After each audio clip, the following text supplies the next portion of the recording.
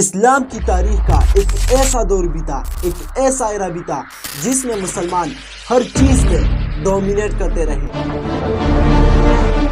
Science, technology, arts, mathematics, فلسفی and wars.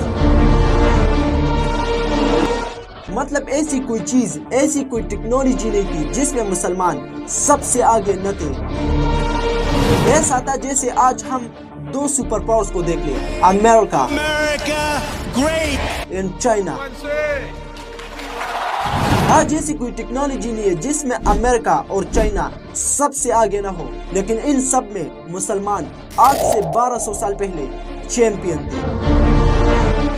As a مسلم ہمیں اسلام کی تاریخ کو سمجھنا بہت ہی ضروری ہے، لیکن افسوس آج ہمارے بچوں کو اسلام کی تاریخ کے بارے میں کچھ بھی نہیں معلوم۔ آج سے 1200 سال پہلے دنیا میں صرف ایک ہی سپر پاور تھی، خلافت امیہ۔ خلافت راشدہ سے چھیننے کے بعد بنو امیہ خاندان نے اس امپائر کو اور بھی زیادہ بڑھایا اور اس کی ایک سٹرونگ اکانومی بھی بنائی، لیکن اس امپائر کے دوسرے بادشاہ یزید بن معاویہ کے دور میں اسلام کی تاریخ کا ایک ایسا دردناک واقعہ پیش آیا جس کا غم آج بھی ہم مسلمانوں کی دلوں سے نہیں نکلا۔ کربلا، جس میں یزید کی فوج نے آپ صلی اللہ علیہ وآلہ وسلم کی فیملی، اہل بیت کے امام حسین سمیت بہت سارے لوگوں کو بہت ہی بے رحمی سے شہید کیا۔ اس واقعے کے بعد اگلے 70 سال تک بنو امیہ خاندان اس امپائر پر حکومت کرتی رہی اور اس 70 سال میں مسلمانوں کی دلوں سے کربلا کا یہ دکھ نہیں نکلا۔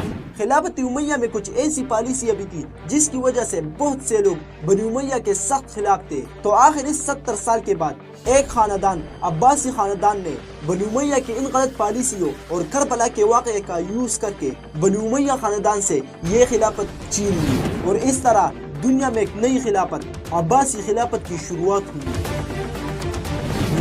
عباسیوں کے پہلے خلیفہ نے بنو امیہ کے ایک ایک بندے کو مارنا شروع کیا اور اس طرح عباسیوں نے بنو امیہ کے لاکھوں لوگوں کو قتل کر دیا، اور جب اس سے بھی ان کا غصہ ٹھنڈا نہیں ہوا تو انہوں نے دمشق میں بنو امیہ کے بادشاہوں کے قبر کھول کر ان کی ڈیڈ باڈیز کو نکالا اور انہیں مارا اور پھر ان کو جلا دیا، سوائے صرف ایک بادشاہ کے، عمر بن عبدالعزیز۔ عباسیوں نے ان کے قبر کو ٹھیک ٹھاک چھوڑ دیا۔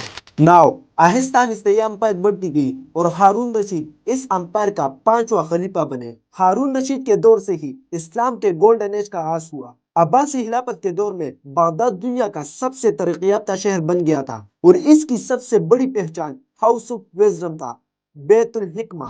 بغداد کو عباسی خلیفہ المنصور نے بسایا۔ اس شہر یعنی بغداد کو دنیا کا پہلا ماڈرن شہر بھی کہا جاتا ہے کیونکہ اس کا ڈیزائن سرکولر تھا اور یہاں ماڈرن شہری سہولیات بھی موجود تھی، جس کی وجہ سے بغداد اس وقت کے پورے اسلامک امپائر کا کیپٹل بنا۔ اور آہستہ آہستہ ہارون رشید نے بغداد میں ہاؤس آف وزڈم قائم کیا۔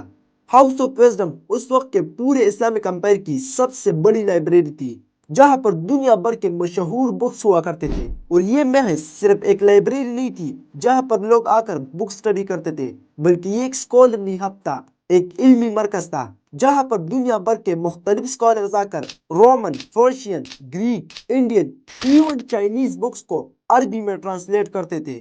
اور اس کے علاوہ ہاؤس آف وزڈم میں دنیا کے مشہور سائنٹسٹ آ کر ریسرچ کیا کرتے تھے۔ ہاؤس آف وزڈم میں یہاں کہانیاں بھی بنتی تھی، جیسا کہ علاؤالدین، سندباد اور علی بابا، جو آج بھی ملین ٹریلین ڈالرز کماتی ہے۔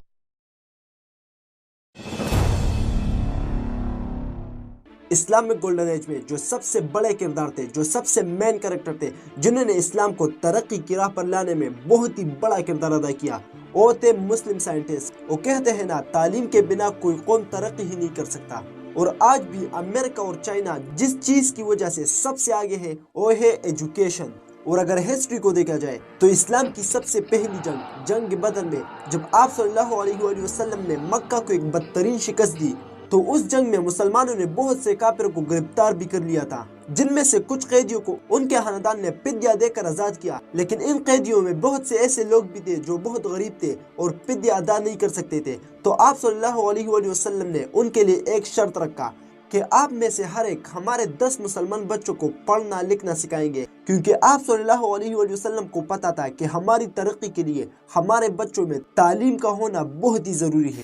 تو اس لیے اسلامک گولڈن ایج میں جو سب سے مین کریکٹر تھے وہ تھے مسلم سائنٹسٹ۔ ہاؤس آف وزڈم میں مسلم سائنٹسٹ نے ایسے ریسرچ کیے، ایسے چیزیں ڈسکور کیے جو آج بھی ماڈرن ایرا میں ان کے بنا ہمارا ہر کام ادھورا ہے۔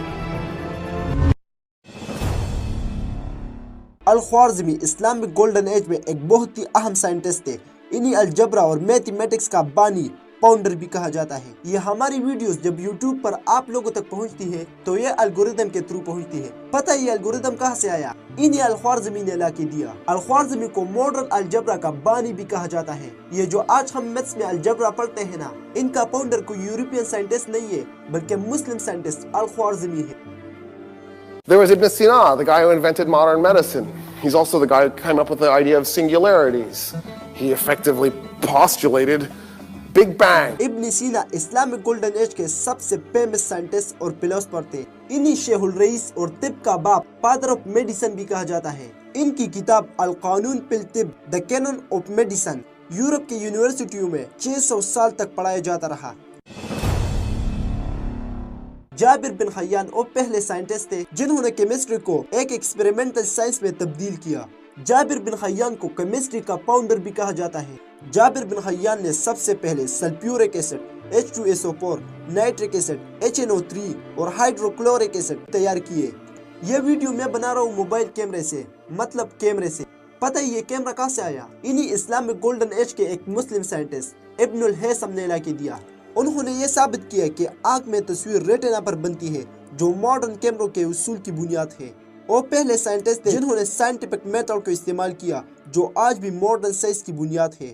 اس کے علاوہ اور بھی بہت سے مسلم سائنٹسٹ تھے جنہوں نے اسلام کو ترقی کی راہ پر لانے میں بہت ہی بڑا کردار ادا کیا۔ اب آپ لوگ مجھے بتاؤ، اس وقت اسلام کیوں اپنے پیک پر تھا اور آج امریکہ اور چائنا کیوں پوری دنیا کو کنٹرول کرتے ہیں؟ صرف ایک چیز کی وجہ سے، education, not co-education, only education. Subscribe.